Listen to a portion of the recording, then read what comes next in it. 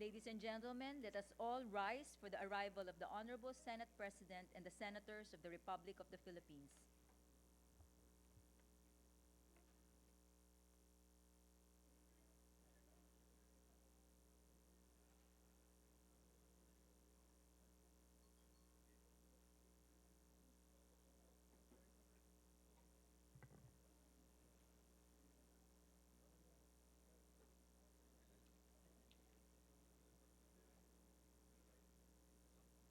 Ayun.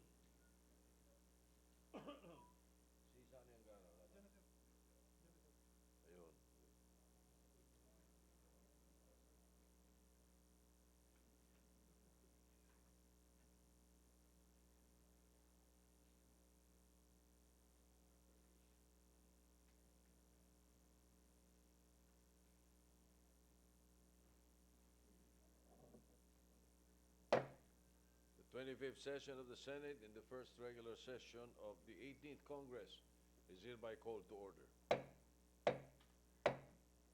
Senator Sani Angara will lead the chamber in prayer. Panginoon, sa araw-araw ay iba't ibang pakikibaka ang kinakaharap ng sambayanan.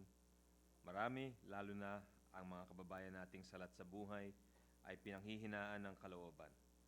Dalangin po namin sa inyo, Panginoon, na bilang mga lingkod bayan ay palagi ninyo kaming gabayan upang makatulong ng walang katumbas na anuman. May this august body be an instrument for solving some of the biggest challenges that envelope our country. May we remember that our nation can face down any crisis, especially with your unwavering love and compassion. Sa kabila ng mga suliranin, kami po ay nagpapasalamat dahil nananatiling produktibo ang aming paglilingkod bayan dahil sa inyong tulong. Muli kami po ay nananalangin ng inyong pagpapala sa aming mga kababayan. Amen. Amen. The AUP Little Singers will lead us in the singing of the Philippine National Anthem, and the group will also render a song entitled Alay.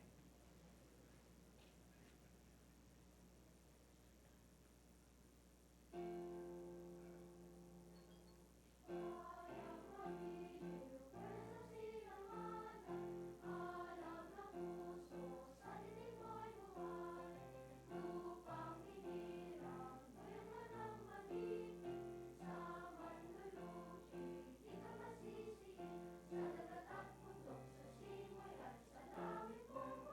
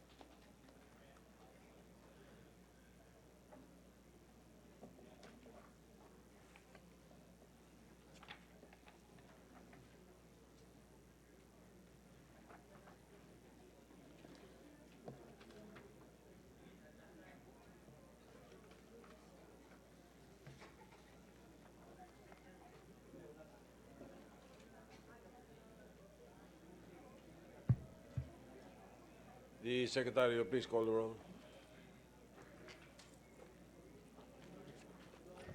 Roll call of members, the Honorable Senators Angara, Binay, Cayetano, De Lima, De La Rosa, Drilon, Gatchalian, Go, Gordon, Ontiveros, Lacson, Lapid, Marcos, Pacquiao, Pangilinan, Pimentel, Poe, Recto, Revilla, Tolentino, Villanueva, Villar, Zubiri, Senate President Soto III. With 21 senators present, the chair declares the presence of a quorum. Majority Leader. Thank you, Mr. President. Mr. President, we have visitors in our gallery before we take up official business. We have visitors of Senator Bongo. Congressman Jeffrey Kong-hoon is here, 1st District Zambales, together with Vice Governor Jay Kong-hoon of Zambales. We also have with us Governor Migs Villafuerte is here. Kaibigan natin yan. And may tokayo. And we have also our honorary consul to Dublin, Ireland, Mr. Raymond Christopher Garrett, and British community friend for the Filipino community in the United Kingdom, Malcolm Conlon, is here with us as well. And we have champion table tennis players, Al-J. Villena, and yes, Al-J. Villena, 12 years old, table tennis champion, are with us today, Mr. President. All right, we welcome our guests to the Senate. Thank Mr. you. President, I move that we dispense with the reading of the Journal of the 24th Session, Wednesday, September 18, 2019, and consider the same as approved. So moved. Any objection? Chair is none. The journal is approved.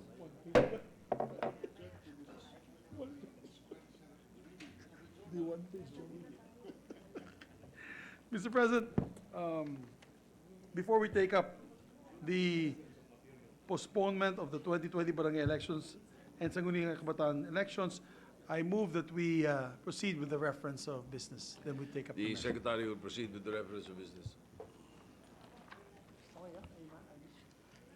Reference of business, message of the President of the Philippines. Letter of President Rodrigo Roa Duterte dated 17 September 2019, certifying to the necessity of the immediate enactment of House Number 4228 entitled An Act Appropriating Funds for the Operation of the Government of the Republic of the Philippines from January 1 to December 31, 2020, and for other purposes, in order to address the need to maintain continuous government operations following the end of current fiscal year, to expedite the funding of various programs, projects, and activities for fiscal year 2020, and to ensure budgetary preparedness that will enable the government to effectively perform its constitutional mandate. Referred to the Committee on Rules. Bill on first reading, Senate number 1062, entitled An Act Creating the Philippine Sports Academy as an attached agency of the Philippine Sports Commission, providing its structure, powers, and functions, and for other purposes, introduced by Senator Zubiri. Referred to the Committees on Sports, Civil Service, Government Organization, and Finance. Resolution, PS Resolution number 140, entitled Resolution Directing the Senate Committee on Social Justice, Welfare, and Rural Development to conduct an inquiry in aid of legislation into the state of social welfare programs addressing the prevalence of street children and street families around the country, with the end in view of protecting the basic rights of these children and providing long-term solutions to their situation, introduced by Senator De Lima. Referred to the Committee on Social Justice. Communications, letters from the Bangko Sentral ng Pilipinas transmitting to the Senate copies of the following certified and authenticated BSP issuances in compliance with Section 15A of Republic Act Number 7653, the new Central Bank Act. Circular Letter Number CL 2019-065 dated 9 September 2019, and Circular Numbers 1048 and 1049 dated 6 and 9 September 2019. Referred to the Committee on Banks. Letters from the Office of the President of the Philippines transmitting to the Senate two original copies of the following Republic Acts, which were signed by President Rodrigo Roa Duterte: Republic Act Number 1141441,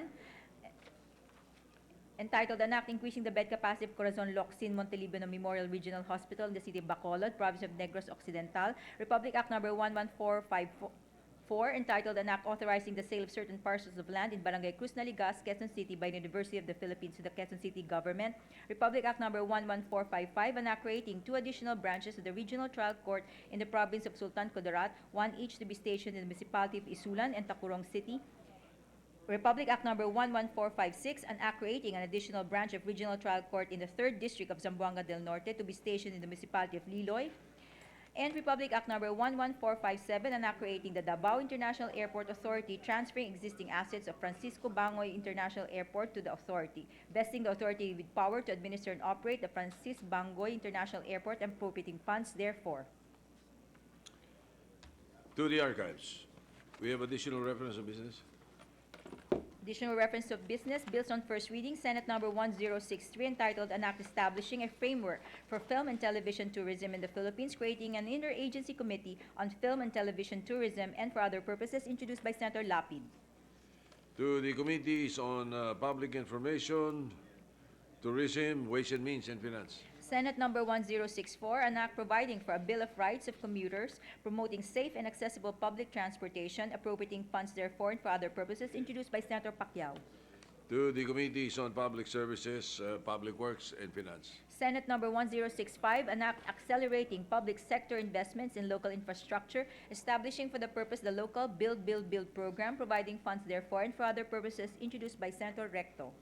To the Committees on Local Government, Public Works, Ways and Means, and Finance. Mr. Majority President, Leader. we completely forgot to recognize the distinguished Excellency Ambassador to the Permanent Representative to the UN, no other than Ambassador Rodolfo Robles. Will be up Welcome, on Ambassador. Wednesday for Welcome to the confirmation. Senate. Thank you, Mr. President. Mr. President, I move that we resume consideration of Senate Bill number 1043 under Committee Report number 4. So moved, Mr. Any, President. any objection? Hearing none, consideration of the measure is in order. It's an act postponing the May 2020 Barangay and Sangguniang Kabataan elections. Mr. President, the status is in a period of interpellation. May we recognize the sponsor, the distinguished senator from Ilocos Norte, Senator Amy Marcos, and to interpellate the distinguished senator from Batangas, Senator Ralph Recto. Chairman of the Committee on Electoral Reforms, Senator Amy Marcos of Ilocos Norte and Leyte is recognized, and the gentleman from Batangas, Senator Ralph Recto, President Pro Tem, is recognized. Thank you, Mr. President. Thank you, Mr. President. Thank you, Majority Leader. Will the distinguished lady from Ilocos Norte yield to a few clarificatory questions? Gladly, Mr. President. Thank you very much. Mr. President, may I know from the distinguished sponsor, what is so important in postponing the barangay elections? What is so important is that the barangays and the SKs are at the forefront of the delivery of goods and services in the smallest unit of our country, and they are being deprived against the law of another year of their term of office. Given that the budget of last year was also delayed by 6 months, they have hardly any time to execute any of their plans and programs. Okay, so is that the principal reason why we are postponing the barangay elections? Yes, I think the principal reason is that we don't want to be in violation of the law, which states that a 3-year term be given to all barangay officials. But didn't Congress decide on this previously, and that's why the term of office of the barangay for this particular term is 2 years, because in the previous Congress, it was also requested that we extend the term of office to 4 years instead of 3. That is correct, although I was not a member of the previous Congress. And in fact, there have been consecutive postponements, 6 in the case of the barangay officials, 7 in the case of SK. Yes, correct. And it would not be proper to say then that we are in violation of the law, because it is an act of Congress. Is that correct? To that degree, it is possible that the case be made that it's not in violation, but in fact it violates 2 laws. The local government code in Article 43C is very clear that 3 years should be given to barangay officials, similar to other local officials. In addition, 9164, which regulates barangay and SK elections, also intends that 3 years be given to them. Okay. But as you said, in 2017, the determination was to set the elections 2 years, meaning May of 2020. Under time, indeed. Yeah. No, the reason for the extension in the last Congress was because there was martial law. And that's why we postponed the election, and that's why the term of office is only 2 years. Now, assuming we pass this measure as based on the recommendations of the committee, wouldn't it also violate the same law that the lady is saying, because we're extending the term to 5 years?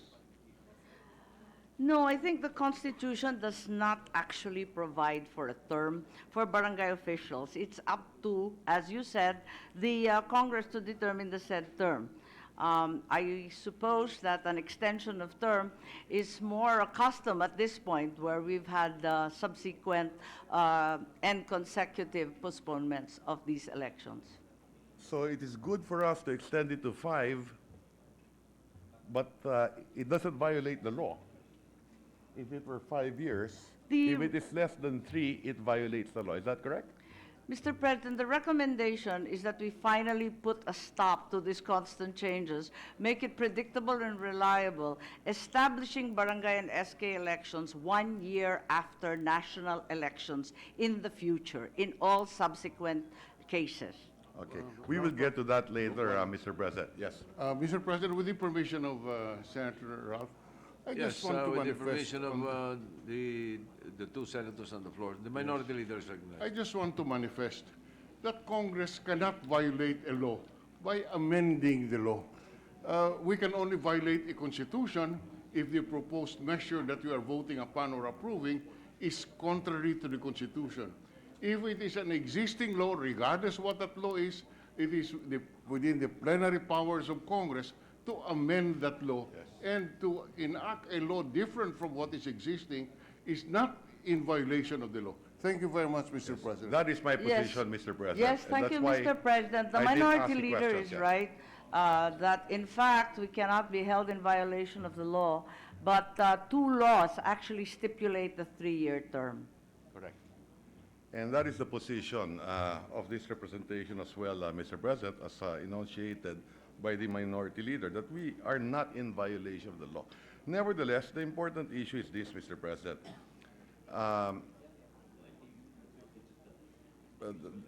May I find out from the sponsor of this measure, how many times have we postponed national and local elections? National elections, to my mind, have not been Have postponed. never been postponed. However, barangay elections for the barangay captains have been postponed 6 times, SK elections 7 times. That is correct. So we've never postponed any national election, but we have postponed regularly. In fact, in almost all administrations, barangay elections. Is that correct? That is correct, which is why the committee report seeks to regularize this and make it 1 year following every national election. But isn't it correct as well that every Congress, every time we debate this measure, Congress in effect says, we will postpone it the last time? I suppose so, and we indeed insert therefore a holdover provision to cover that. Correct. So I've gone over the records of all the postponements, Mr. President, and that would appear to be the,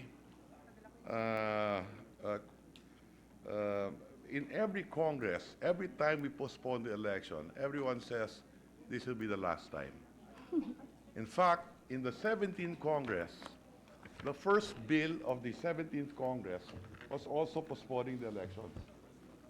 And the first bill being deliberated today by the 18th Congress is postponing also the barangay elections. That's Isn't that correct. correct? Once again, it Once was again. Senator Angara at that time, who was the chairman of the Electoral Reform Committee. In fact, in Of the Local Government Committee, in sorry. fact, in the 17th Congress, we postponed the elections twice. Yes, not once, but twice. Twice. And this would be the 3rd time. That is correct. And there's a saying, 3 times you're out. Strike, yes, po. You stricken out. Now, having said that, Mr. President, may I know from the distinguished sponsor, In the Batasang Pambansa, the first time we had a law on terms of barangay officials. How many years was the term of office of a barangay official? 6 years. Was it 6 years? That is Although we are correct. all claiming to be too young to remember that. Okay, in the Batasang Pambansa, the law creating elections for the barangay, would the gentle lady know when the first elections for barangay officials, when did that occur? Was it 1982? That is correct, in 1982. And the term of office was for 6 years, is that correct? That is correct. It used to be 6 years. Okay, and the term would have been until 1988. 88. Yes. Yes, that is correct. Okay, and when was the first time we postponed the elections, Mr. President?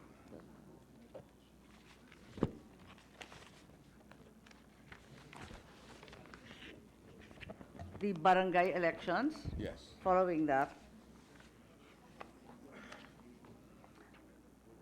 I think these are from May 1988 to November, November 1988 to March 1989, May 2000 to July 2002, Oh, no, let's 2005. just start with 1982 to 1988 and from 88 to 89. So that's the first postponement. Twice pa nung May 88, naging November 88, at which naging 89 pa. Correct. Correct, okay. And we extended the term by 1 year, in effect. Yes, that's correct. And the term from 6 became 7 years. Is that correct? Opo. Okay. What was the reason for postponing the election in 1988? I don't think I recall, as we were in exile at that point. Okay. Based on the records, Mr. President, the reasons then are very similar to the reasons today. And in all our debates previously, sometimes the reason would be masyadong magastos. Election fatigue, because you had the elections in 1987. The first elections under the new constitution, and that there was insurgency. So this is the first time we postponed the elections in 1988. Now, the next election should have been in 1994. It was 6 years, because the term of office then was 6 years. Okay? And the second time we had the barangay election was in what year? 1989. Yes, March of 1989. March in According to 1989 my record. was our second election. So the term was 7 years, as we discussed earlier. And since the term of office of the barangay was 6 years, the next election then would have been in 1994. Is that correct? Yes, from 1988 to 1994, 1994, if okay. the 6-year term had been Yes. followed. And were there elections held in 1994? From our records, no elections were held in 1994. Instead, May 2000 was the scheduled election. Yes. Let me correct the sponsor of this measure. There were elections in 1994. There were barangay elections held in 1994. I'm sorry, I was, It was- still in exile. Yes, it was May 9, 1994, when you had the second barangay elections. And in 1992, because of the local government code, you had SK elections that's in correct. 1992. 1982, 1989, 1994, and 1997 Yes. We'll were get to the that. elections of record. Yes, we will get to that, Mr. President. We had elections in 1992. The first SK elections, is that correct? Yes, that's correct. Okay? And at that time, because we passed the local government code, then the terms of office now changed. From 6 years, 3 years na yung barangay election ng terms of office of the barangay official, and you have already SKs every 3 years. Is that correct? That's right. Now, during that time, There was no synchronization of elections between the SK and the barangay. Hindi pa It- synchronized. It doesn't appear to have been synchronized. Okay? And that's why you would have a national election, then an SK election, and then a barangay election. It's not synchronized. So magastos ang eleksyon. Taon-taon meron. Yes, that was the sense, that every year, the whole country had an election. Okay? So almost every year you would have an election. Okay? And later on, in 1996, you had the SK elections. In 1997, you had the barangay elections. Okay?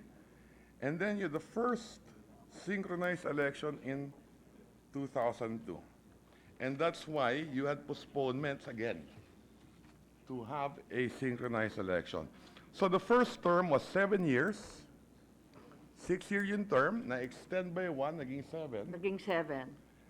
The second po. election, 89 to 94, is 5 years. The following was 3 years. And then you extended the term again from 3 to 5. And on the fifth time, from 2002 to 2007, 5. And then in 2007 to 2010, that's 3. 27 to 2013, that's 3. And then on the 8th, 2013 to 2018, that's another 5 years. Opo, I agree with you po. Paiba-iba po. Okay. Why? Because Congress kept on postponing the elections. And at yung dahilan, in most cases, if not all, masyadong magastos yung halalan. Parating nga po, yan ang naririnig natin. Right? Now, not only for the government, but also for the politicians, I suppose. Tama po yun. Ha? Talagang magastos Not sa only atin the lahat barangay yan. officials running for office, but those supporting the barangay officials. Opo, although Which could be- although officially non-partisan ang Yes. ating barangay officials. That is correct. Kunwari, But kung Mr. minsan. President, I think the distinguished sponsor and I will agree that all elections are partisan. It's an election. It It must is be clear partisan. that it's a political exercise. There's no need to quibble about partisan or non-partisan, Correct. party or non-party based. At the That's end of the correct. day, it's a clearly political exercise involving the division of power. That is correct. Now, how many years have we had the barangay system? From 1982 to the present, that's about 36 years.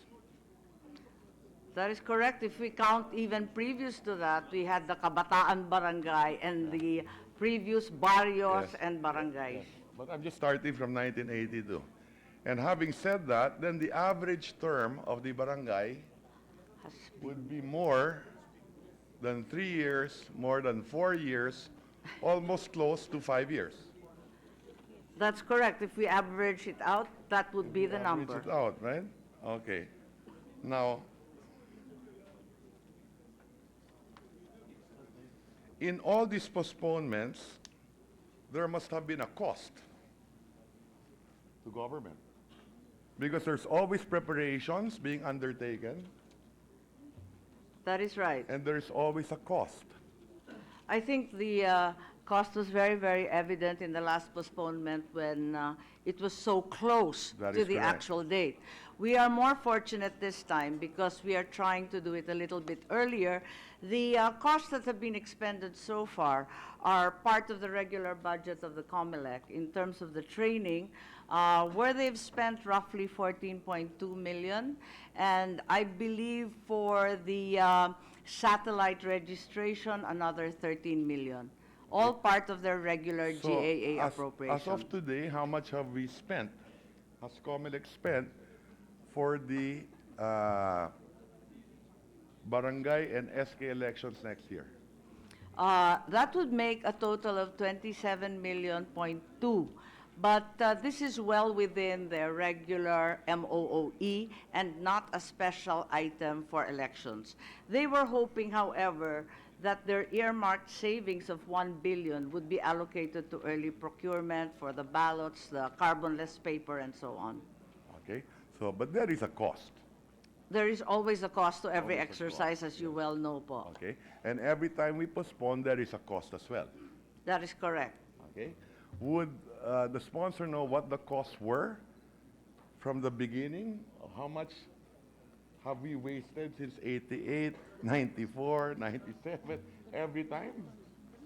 Would there be data?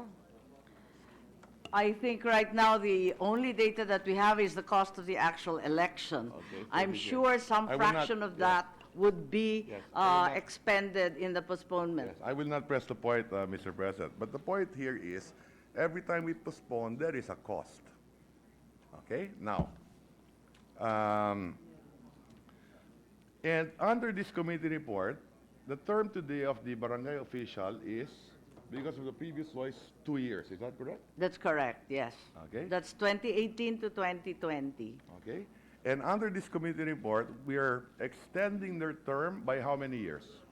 We were originally saying that it should be May 2023, which would make their term 5 years. However, upon prodding and encouragement, the COMELEC says they can do it as early as December 2022 so that we don't have too much of an extension, although that would stagger, once again, the terms of office. But as you have said, this has happened often enough. Yes.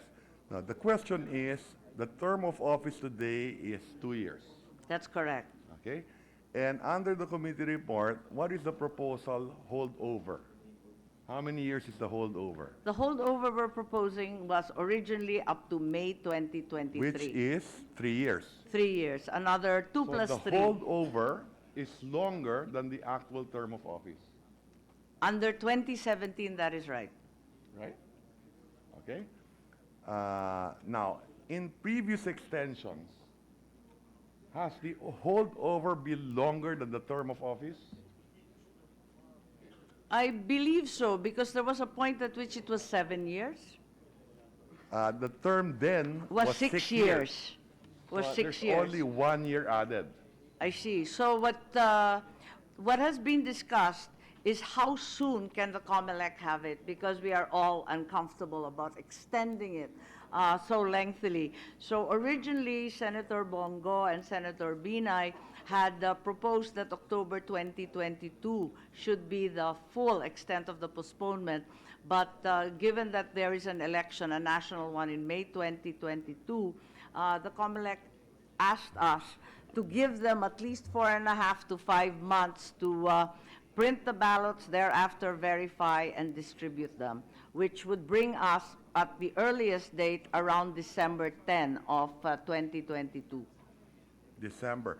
Isn't it that in most, or rather in the previous Congress, there was a decision that we hold the elections on a May, and that's why that is found also in the current election today, that the barangay elections are held May, during summer, That's right, to make all the terms uniform. to make it uniform. Now, if we change it again to October to December, then that would not be uniform, is that correct?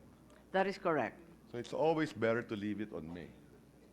The committee report recommends that it should be in May of 2023. Yes, but the problem with that is that we're extending the term longer.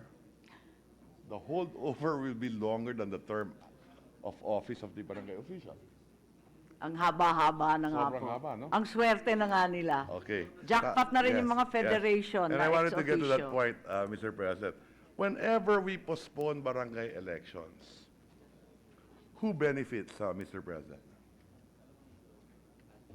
I imagine the sitting officials. So first, it will be the sitting officials because their term is extended. Now, how many voters do we have for the barangay?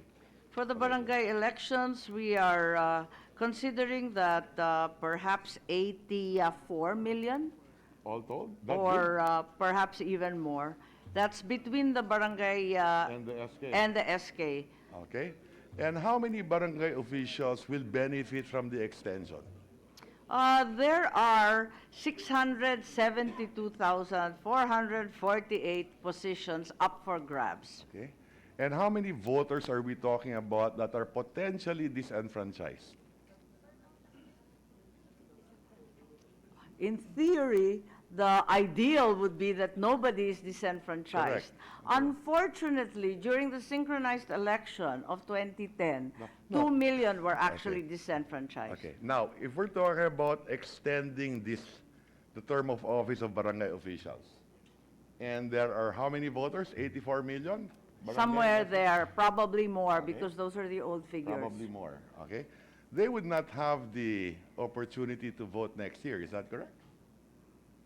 Yes, that would be correct. And particularly in the case of the SK, whose age would have changed by the time the elections are So, actually ang held. makikinabang with the extension is roughly 650,000, That's correct. More pa, Okay. 673,000. 673, and yung madi-disenfranchise is about 80 million who will not be able to vote next year. But they will be able to vote in the consequent election. Yeah, which is 3 years, 4 years from now, 2023. 2023, 2022, depending on what the chamber decides. Yes, okay. So that is the point, Mr. President. No? Now, ideally, we do not postpone elections. Is that correct? Definitely. Regularity and predictability is one of the elements of Okay. fairness. And here we've seen that we've always postponed elections, almost every administration, barangay elections. That's correct. It's become a bad habit. It's a bad habit. And every time we do that, we say this will be the last time. Yes, promises made to be broken. Okay? Right? Okay. I think the majority leader is correct when he says, last time this year. Sounds like the Commission on Appointments po. Okay? Now, and may I know what the savings to taxpayers will be naman? Assuming we postpone the barangay elections. Because under the committee report, we're postponing the elections under this administration and tossing it to the next. Is that correct? That is correct. And if we do that, what is the savings? Well, in terms of the budget of 2020, there's a 5.7 billion allocated for the barangay elections, Okay. which May I- will no longer yeah. be necessary, to my mind, given that, And the barangay elections is a manual operation. Is that correct? yes, that's manual, it's not automated. And how much do we spend for automated elections on national and local elections? 18 billion, I think, the last election. Somewhere around that figure should be correct. Okay? So, mas mahal pa yung national automated than a manual election pala, no? 3 times more expensive. When automated should be cheaper. You would have thought You would think so. 6 billion is the cost for the manual. Yes. No, the automated is now 6 billion. The Or aut- so they tell me. No, I think the barangay is 6 billion, but the last election was 18. 2019, no? National elections was 18, 19 billion. I think the budget officer of COMELEC, having totted up the figures, now says it's in fact 18 for the automated national election. Correct. That's what I just said. Roughly Tama. 18 Tama billion. po kayo. Correct. Mali yung sinabing 6 billion. Okay. And the barangay is roughly 6 billion. That's correct. Mas Okay. mura yung manual. Mas mura pa yung manual. Okay? Okay, yeah, precisely the point. Okay, so I just wanted to put that on record as well, Mr. President. When automated should be cheaper and faster, okay? But it would appear, after going through this exercise, mas mahal nga pala yung automated. Mas mahal yung automated. Now- At ngayon, ang wino-work out po natin with the new DICT and the DOST and all the rest, na magkaroon tayo ng hybrid. Hindi ko po alam kung mas lalo pang mamahal yon o magiging mas affordable. I look forward to looking at the arguments for that as well, Mr. President, at the appropriate time. But at this point, at this juncture, uh, I was at the point wherein if we postpone the elections and move it to the next administration, what is the savings? Roughly 6 billion, is that correct? Yes, that should be around the right amount. Okay. And going from historical data, it would appear that the average term of office of the barangay has been more than 3 years, less than 6 years. Definitely more than 3 years, And every upwards of 5 years. And the first time we had barangay elections, the term of office was 6 years. Dati po, tama. Okay. So why not just have barangay elections every 6 years? Mas bongga yun. Gustong-gusto ng mga kapitan yun. Magtitiis na lang yung mga kagawad na may ambisyon. No, but the difference is this, Mr. President. If we decide to do that later for the savings, and if we're looking for more resources, and if we think every time now we keep on postponing it, Totoo. and apparently we don't want to have elections every 3 years. Why not make our minds up and use that saving to spend for, I think one of the priorities of the President is the Magna Carta for barangays. Yes, and for which Senator Tolentino, Senator Go, and myself are scrambling around looking for financing. I also already filed the bill looking for the financing, which did not even include the 7 billion yet, Mr. President, just in case.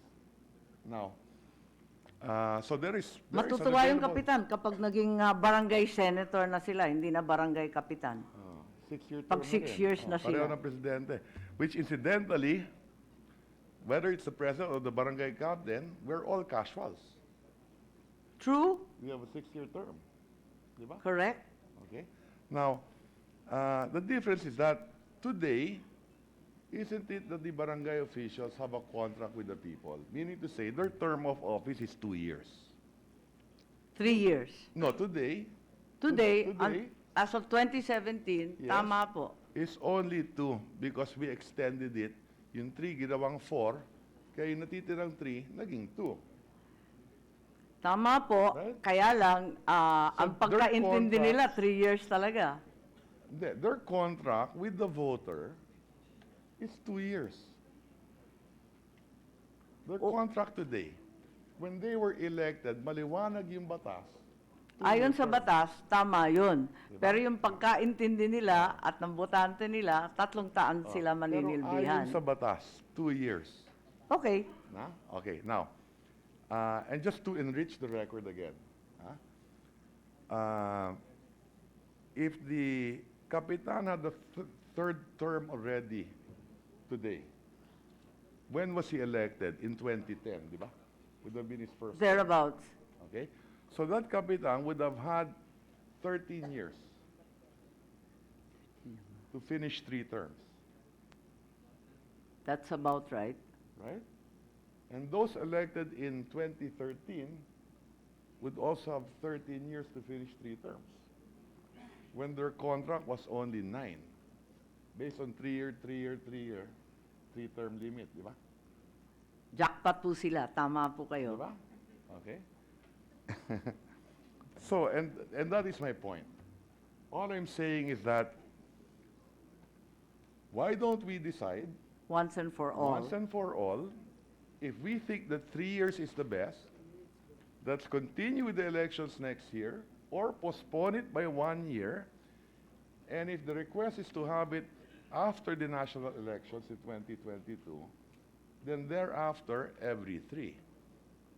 Now, if we look at the historical data, it appears that we don't want to give them 3-year terms, but a longer term. And if we decide let's do it 6 years, then there will be a savings. And I- that savings we can use for many other things. But then there's certainty in having elections. But in the meantime, let us respect the contract that our electorate has or have with the barangay officials. Ang maliwanag na pulong ay 2-year term sila ngayon. parang hindi naman tama na we extend ang holdover ay 3 taon. Mas mahaba pa than the term that they were elected to serve. That's all the point I'm trying to I raise, think these Mr. are valid points, and certainly at the forefront of the delivery of goods and services, there is a case to be made for having a longer term, upwards of 3, 4, 5 by experience, and even 6 years po. Matutuwa po yung kapitan niyan. And I suppose there will be certainty at the same time. There will be a savings that we can spend for the Magna Carta for barangays. if at There all. we go, as well as the salary standardization, Of local as well government as the units, completion of agrarian land reform, and so on and so forth. Yes. So with that, as I promised, I will be brief and short in this interpolation. So thank you very much, Mr. President, and thank you to the distinguished sponsor for answering our clarifications. Thank you. Thank you very much. Majority Leader, the Minority Leader has the priority. Yes, I was listening intently to the debate between the sponsor and Senator Recto. I have a proposal in mind, which I will submit now to the sponsor for her to study whether or not it can be adopted as a committee amendment. The first premise is the statement repeated several times by the good sponsor ng pagkakaintindi ng ating mga punong barangay ay 3 taon silang manunungkulan. Tama po. Now, from that Sa statement, tama o mali, yun ang pagkaintindi. correct. And also, that may be a reasonable period of, that may be a reasonable term, considering that all the other local officials have a term of 3 years. However, we are already here trying to set the next election. The proposal of Senator Recto is, there's no proposal. Okay, all right. May I submit the following for the consideration of the sponsor?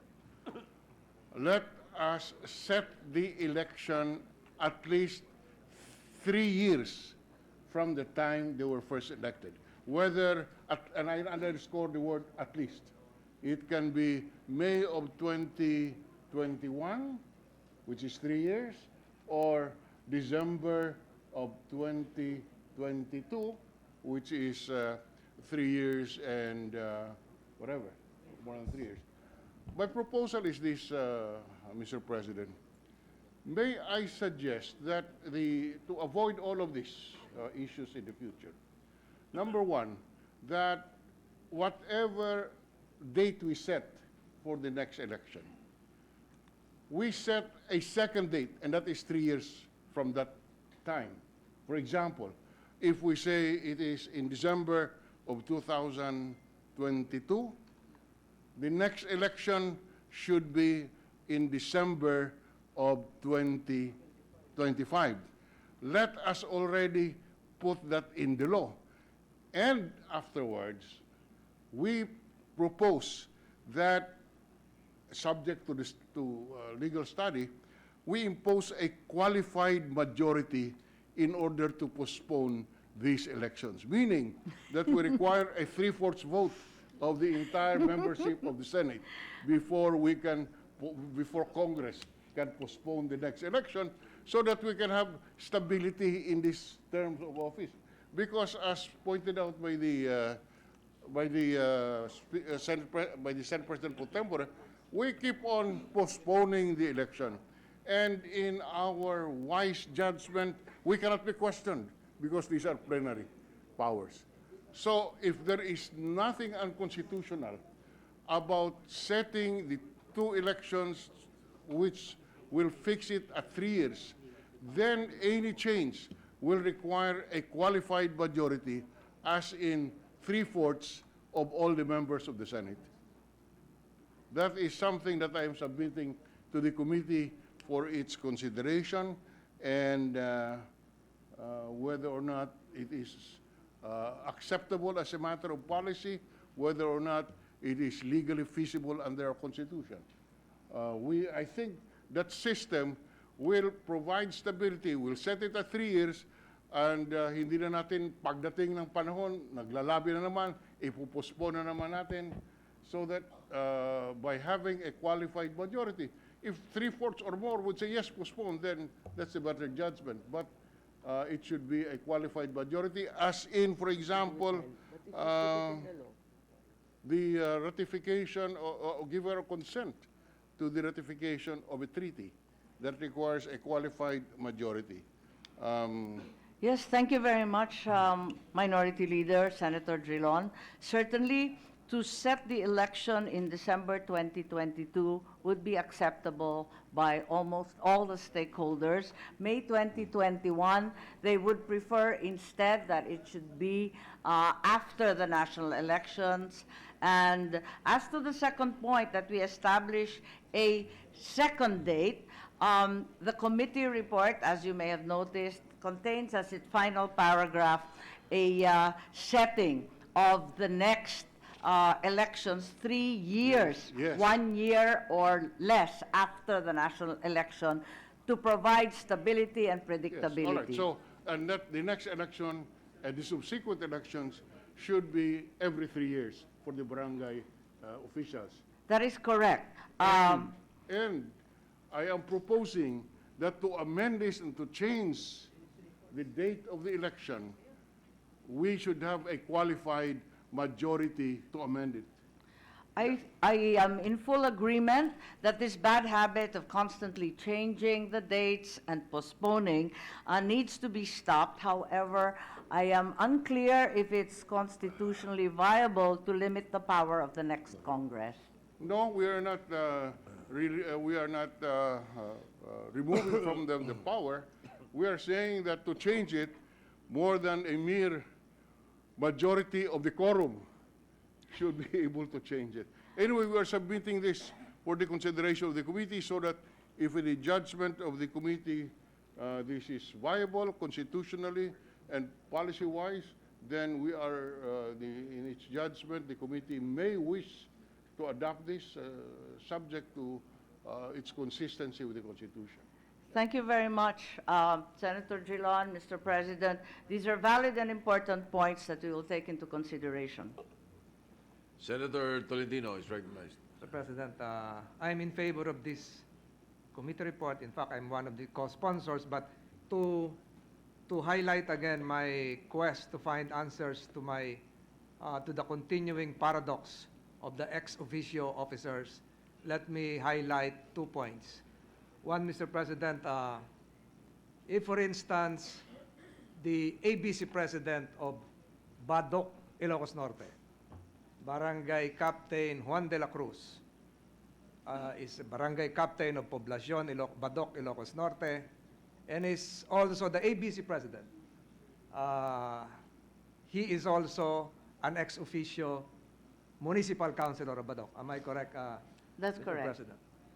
So if ABC President Juan de la Cruz, an ex officio municipal councilor, knowing that his term will be extended till May 2023, runs for election as a councilor, likewise, of Badoc in the regular elections of May 2022. And if Barangay Captain Juan de la Cruz fails to make it as a councilor of Badoc in the regular election, is it correct to say, Mr. President, that Barangay Captain Juan de la Cruz would still be a municipal councilor of Badoc, Ilocos Norte, having lost the elections of May 2022? I believe if his league does not call for another election, he would continue to be barangay captain. So he is still a municipal councilor Ex by being officio. an ex officio barangay, ex officio councilor by being the ABC president, even if he loses the regular elections come May 2022, he will still serve as a municipal councilor He till would May 2023, if that is the date. My, Am I correct, Mr. President? my understanding is that, in fact, he would continue as a barangay captain, but as is traditional, every time a new term begins, there's an election among the leagues. So perhaps a new ABC election would be conducted, and he may or may not be the representative ex officio to the municipal council. He is not deemed resigned, Mr. President. We have several precedents concerning this, that a barangay captain, and there is a DILG opinion, Liga presidents, and I quote, DILG opinion number 5, series of 2017, Liga presidents running for higher office are not automatically resigned. And for being an elective officials, if they do not win, they are still punong barangay after the elections, and being an ex officio ABC president, he still maintains his position as a municipal councilor of Badok, Ilocos Norte. That's my first paradox, Mr. President, which I hope the good chair would find a proviso to resolve these incongruities, inconsistencies in the situations of ABC presidents. Another paradox, Mr. President, although this has been resolved in part by the IRR of the local government code, and I continuously oppose this because the IRR, the implementing rules, would now run in conflict with the local government code. Let me quote, Mr. President, Section 494, ex officio membership in sanggunians, and I quote, the duly elected presidents of the Liga at the municipal, city, and provincial levels, including the component cities and municipalities of Metro Manila, shall serve as ex officio members of the Sangguniang Bayan, Sangguniang Panlunsod, Sangguniang Panlalawigan, respectively. And please note this, they shall serve as such only during their term of office as presidents of the Liga chapter, which in no case shall be beyond the term of office of the Sangguniang concerned. The Sangguniang office concern is 3 years. 3 years. Similar to the 17th Congress, 18th Congress, it expires. It expires by provision of law. So the second paradox, Mr. President, although this was clarified by the IRR, they can serve beyond the term of the Sangguniang concern, probably would have to be rectified by this proposal to amend, to postpone the barangay and SK elections, including thereby a provision that there has got to be another election for the ex officio Sangguniang members, considering that the term of office of the Sangguniang concern is only 3 years, Mr. President. Am I correct, Madam? Yes, thank you very much,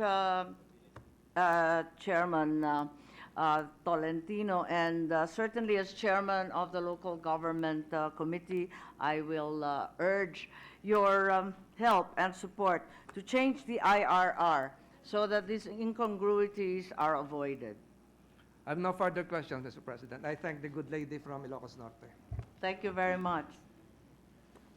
Then it's also best to, as much as possible, include in the bill and the law that will be passed all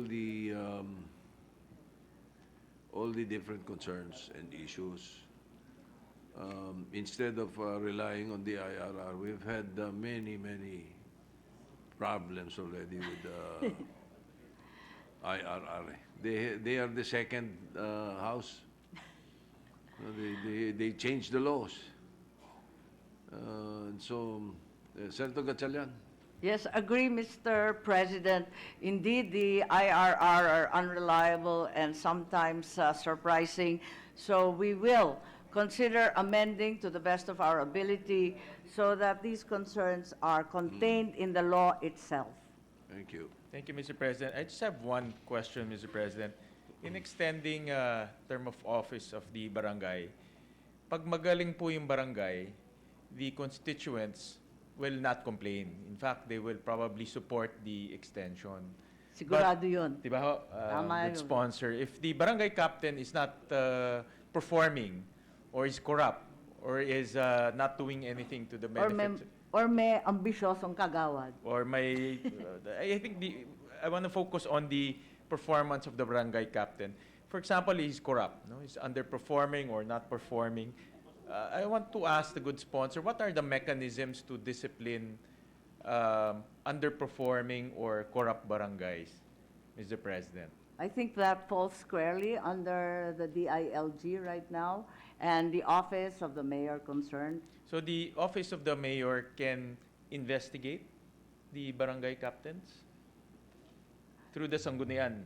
I believe so, Pangbayan. because that's occurred on several occasions in our province, for example. Okay, so the LGU through the sanggunian pangbayan or panglunsod can investigate the barangay captains. Yes, and I believe some barangay captains, like some mayors, have been suspended as a result. Can they remove erring barangay captains? Can they remove underperforming barangay captains through the LGUs? I'm not certain if underperformance would qualify as a ground, but they certainly can remove barangay captains, and it's occurred in the past. For corrupt barangay, if proven that a barangay captain has is corrupt or has I believe so. I think there have been corruption cases and criminal cases and even incidents when they were included in the narco list. can the DILG investigate barangay captains by itself?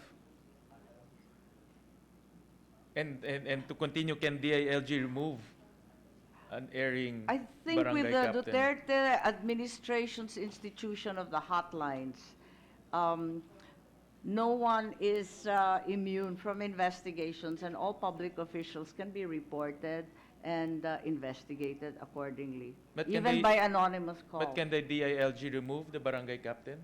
If proven that the barangay captain, for example, is embroiled in illegal drugs, can the DILG by itself remove the barangay captain? I think an investigation and a court case would have to be initiated, at which a conviction would probably have to occur. How about the Office of the President, Mr. President? The Office of the President, I know, can investigate any local government unit. But can they remove a barangay captain? To the best of my recollection, they may suspend. They may suspend. They may DILG suspend, may suspend. but I do not recall. Removal will have Yes. to undergo A case. yes, A court action. Court Oo. action. Sa So palagay both- ko, marami nang nasususpend, pero wala nga akong naririnig na tinanggal. Tinatanggal. How about the ombudsman, Mr. President? Can they remove, they can suspend, obviously, but can they remove erring barangay captains? Sa palagay ko, kung may conviction, matatanggal yun. Kung may A conviction definitely, but I think the question of the gentleman is if there is no conviction yet. So both the OP, Parang wala. Ang alam ko lang, preventive suspension, pagkatapos nun, masususpenso.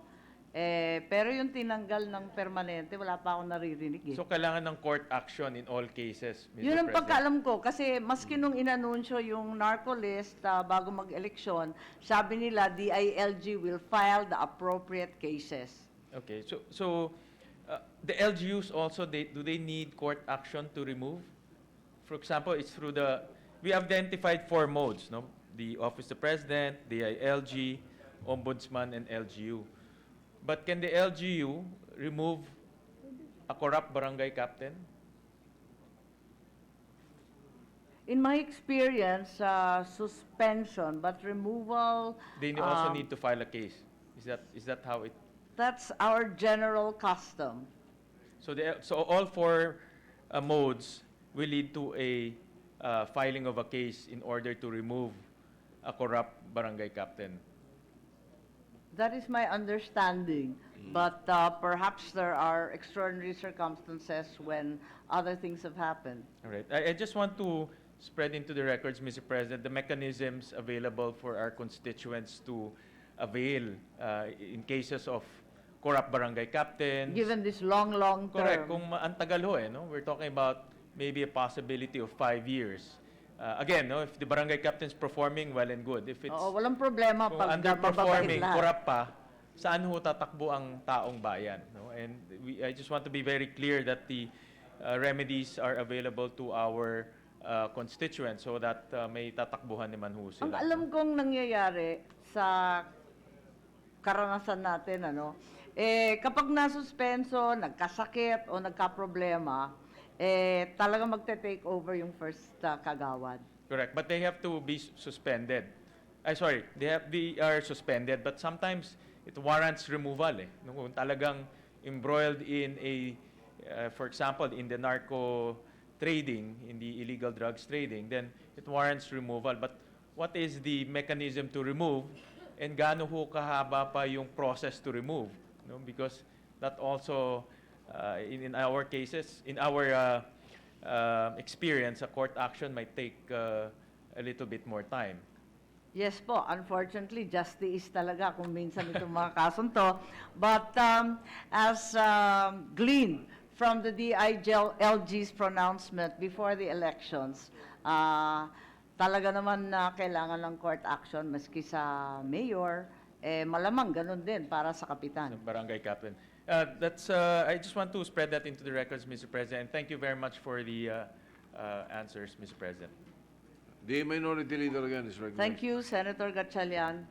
Yes, Mr. President. Galing rin lokal. With your permission, anent our previous manifestation, Mr. President, we wish to withdraw that request as there is a case that we discovered, Abbas versus Senate, decided in 2012, which prohibits the imposition of a higher majority to amend or repeal a law. That was expressly stated, and that is an interpretation by the Supreme Court of the Constitution, and therefore we cannot amend that ruling of the Supreme Court, which we can ordinarily do if it's just a matter of law or a matter of policy. But since it is an interpretation of the Constitution, we cannot do otherwise but to follow the decision of the court, and therefore we cannot impose a qualified majority, although desirable, in this particular case. Thank you very much, Minority Leader, for the citation. I recalled earlier having read something to that effect, but wasn't certain about the title of the case. Thank you po. Are you All ready right. to amend it already? Majority Leader.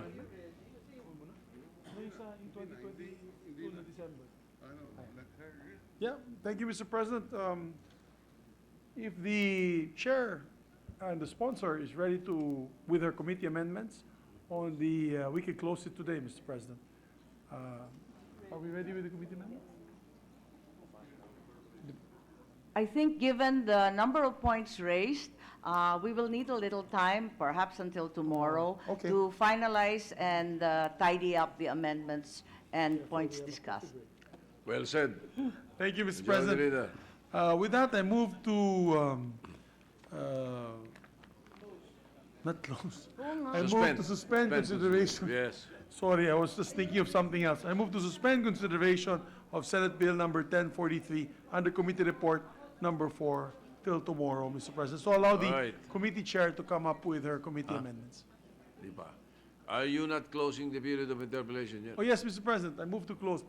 I move to close the period of committee interpellation, Mr. President. Therefore, interpellation. you are withdrawing the I'm motion. withdrawing the previous motion, yes. Withdrawing the previous motion, and the motion is to terminate the period of yes. interpellation. Hearing no objection, motion is approved. With that, we move to suspend consideration of Senate Bill number 1043, Mr. Consideration of the measure suspended. Thank you. Mr. President, I move for a 1 minute Senate. You want a one Senate minute? Minute. All right, the session is suspended for 1 Senate minute.